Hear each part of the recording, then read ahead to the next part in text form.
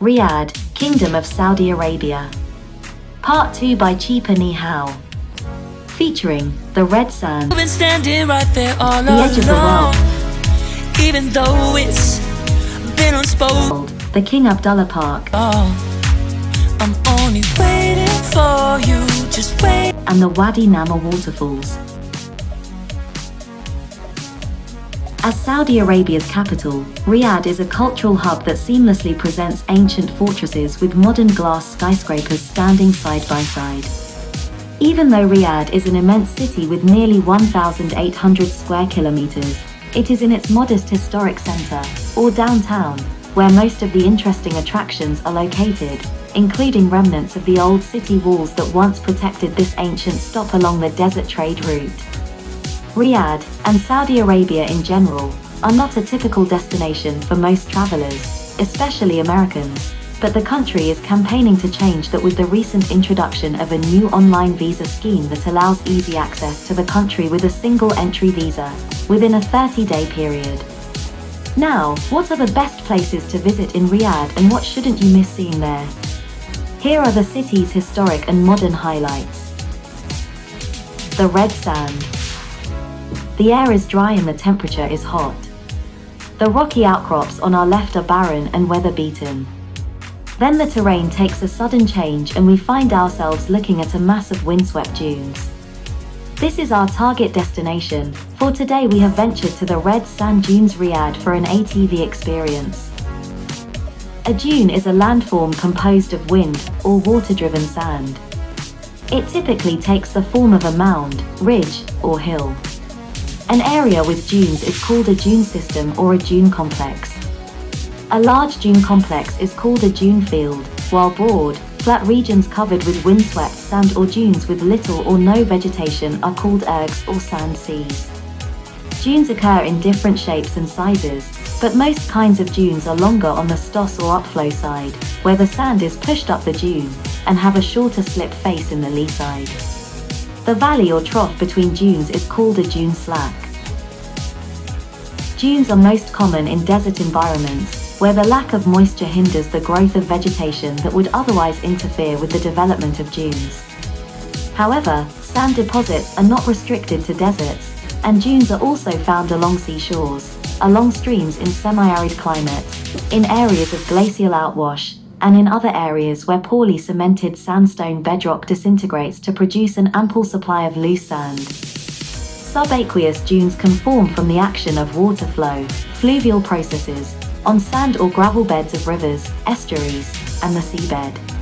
I'll be sorry. Some of the most interesting historic attractions found in the city even outdate the Kingdom of Saudi Arabia itself. Drive to Red Sand Riyadh, almost an 80-kilometer from Riyadh. It's an area of red desert sand dunes in northeastern Riyadh, Saudi Arabia. The area known as Hidden Valley is surrounded by tall mountains which gives a valley look. Enjoy the only place in Riyadh where you can experience the desert safari. To get to the red sand dunes Riyadh you need to drive outside of Riyadh for approximately 45 minutes. The dunes are close to the area known as Darab. You will need to turn off the main highway shortly after coming down off the extremely steep section of the highway. Renting an ATV is no issue whatsoever. In fact, the problem is there is too much choice. When you arrive at the location you will see numerous ATVs for hire and it's a case of deciding who to use. We went for the large ATVs for an hour which cost us SAR 100 each. For this we also got one of the guys to go with us in case of a breakdown or getting stuck in the soft sand. The Edge of the World. The Edge of the World, its real name is Jebel Firain, one of Saudi's most popular tourist destinations, got its nickname from the uninterrupted view of the horizon it offers atop its 300-meter high cliffs, which overlook the surrounding plain. It's part of the much longer two-acre escarpment, and drops down roughly 305 meters into an ancient ocean bed. From the top of the cliffs, you'll spot dried rivers weaving across the land and may even see camels moving far below. An ancient caravan route once passed through these grounds. The trip to the edge of the world from Riyadh takes about 90 minutes by car. Hikers can choose from a range of routes to get to the top, but with rugged terrain, steep climbs and sharp rocks, good walking shoes are a must. Due to the popularity of the edge of the world, local authorities have paved a road that leads to the gates of the site. Through the gates you'll find the Shoaib Khama, a large valley that becomes lush and green during the rainy season, November through April, and is an ideal spot for a picnic. The valley runs west for approximately 15 kilometers until it reaches the feet of the massive cliffs that make up the edge of the world. The destination lies some 90 kilometers from Riyadh and is part of the steep slopes of the Tuwaiq mountain range. The mountain range stretches some 700 kilometers from Jordan to the center of Saudi Arabia, where it has proudly served as the overseer of the valley since way before the time of the ancient trade route connecting the Arabian Peninsula and the Kingdom of Persia. Furthermore, the Tuwaiq mountain range has also been discovered to contain fossils of coral reefs, shells, snails and ammonites. This means that the dry and arid desert we observe today was once submerged in a colossal body of water some 160 million years ago. Standing upon the towering cliff, one will come to appreciate the stunning views of the valley below as lush acacia trees along with scores of wild animals and other plants are beautifully arranged as far as the eyes can see.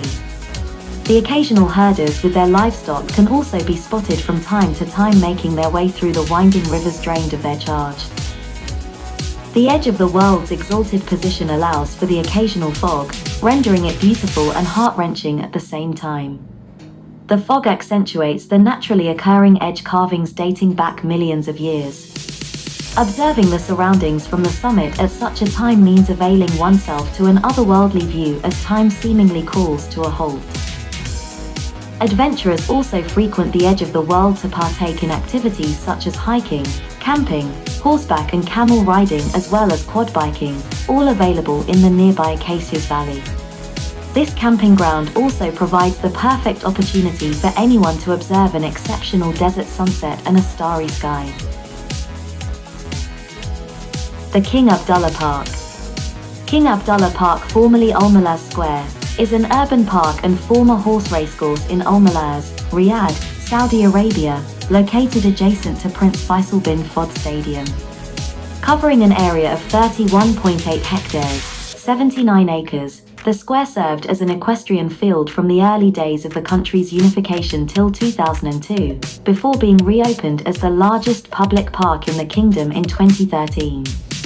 Popular for its 12-meter wide pedestrian corridor, 110-meter giant laser fountains and an artificial lake, the park gets flooded by visitors during festive seasons of Eid al-Fitr, Eid al-Adha and publicly organized events such as the Saudi National Day, where the park also displays fireworks before midnight. Al Malaz Square.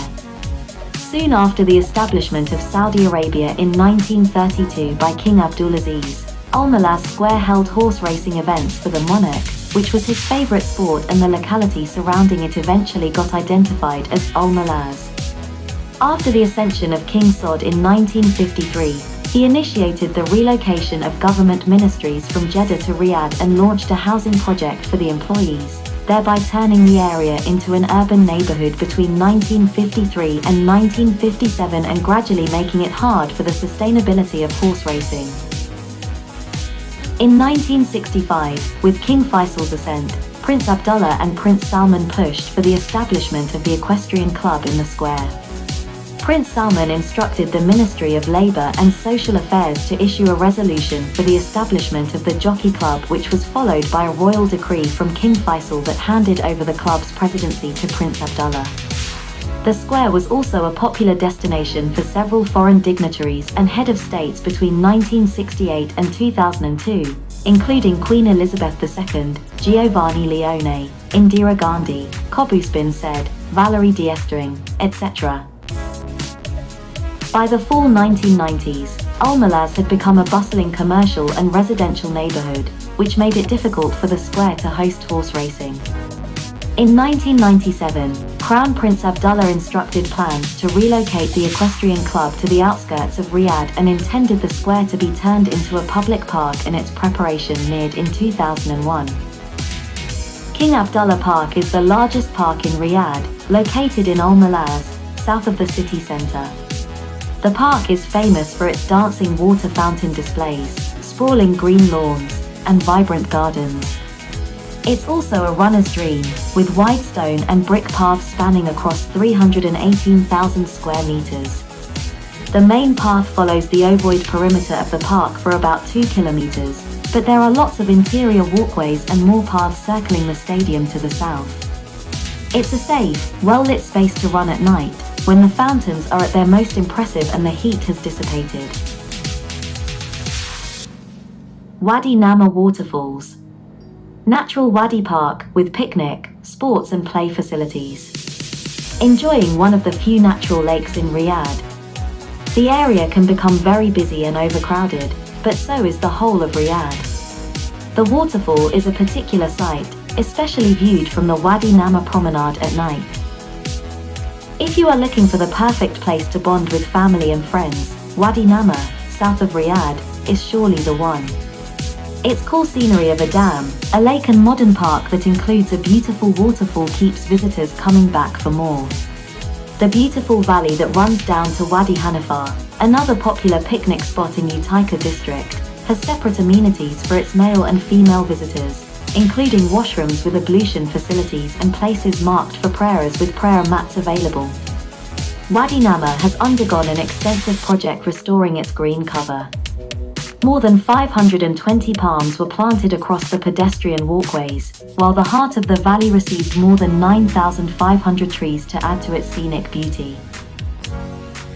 The project included the controlling of flood streams and work improving infrastructure and services, such as local routes, lighting, a corniche overlooking the lake dam, a guidance system, and an improved traffic management system to serve local farm owners and mountain hikers. The corniche extends along the walkways and has palm trees and public utilities. It also has areas where picnickers can sit and enjoy the view of the lake, and pathways that allow visitors to move between the corniche and the lake. 7 reasons to visit Wadi Namar with your family in Riyadh. 1. You get to take super cool selfies by the lake, or adorable family photos. 2. Unwind and relax by the lake. You can read a book or write, sky's the limit. 3. Having barbecues with the fam bam has proven to be one of the best things to do here. After all, food is food. 4. Be with the beautiful creatures of the lake. 5. Bask in its glorious beauty at night. 6. Beat the heat with something cold such as this ice cream. 7. Go can be amazed by the waterfall at Wadi Namar. Say you want it for us, even though you don't wanna say it.